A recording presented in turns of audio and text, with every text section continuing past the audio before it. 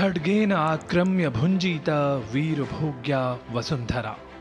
इतिहास साक्षी है कि महान नेता और योद्धा अपनी वीरता के बल पर ही साम्राज्य स्थापित कर पाए हैं और इसके लिए अपेक्षा होती है हर परिस्थितियों में विजय दिलाने वाले युद्ध कौशलों की।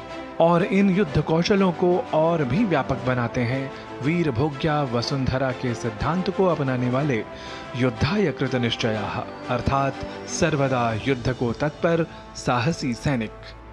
शूरवीर सैनिकों की ओजस्विता और ऊर्जस्विता के अतिरिक्त राष्ट्र की शक्ति के लिए आवश्यक होती है सैनिकों की प्रबल संख्या। और सैनिकों की प्रबल संख्या व उनके युद्ध कौशल को लेकर आज के अत्याधुनिक व उन्नत प्रविधियों वाली सैन्य शक्तियां ही नहीं बल्कि पुरातन भारतीय सैन्य शक्तियां भी साकांक्ष रही हैं।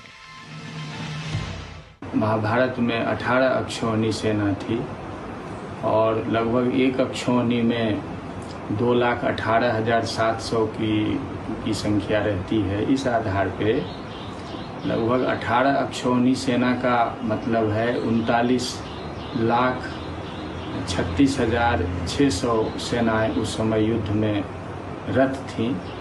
तो इससे यह सिद्ध होता है कि युद्ध की जितनी विधाएं हैं वो भारत में रही है। और चतुरंगिनी सेना का हम सभी नाम सुनते आए हैं, जिसमें कि हाथी की सेना, उसके बाद रथ की सेना, उसके बाद घोड़े की सेना और फिर पदाति जिसको पैदल चलने वाले सेना कहते हैं।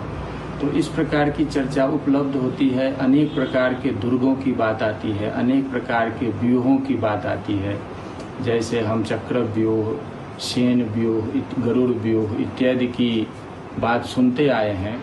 यद्यपि सर्वे भद्राणि पश्यन्तु मां कश्चित् दुःख भाग् भवेत्, इस सिद्धांत के साथ भारतीय समाज हमेशा से ही युद्ध को परम लक्ष्य नहीं मानता, पर आतताई शक्तियों के प्रतिकार हेतु पुरुषों के साथ साथ महिला सैन्य शक्ति जिस तरह आज कंधे से कंधा मिलाकर शौर्य प्रदर्शित कर रही है वह पुरातन भारतीय सैन्य परंपरा में देखने को नहीं मिलती।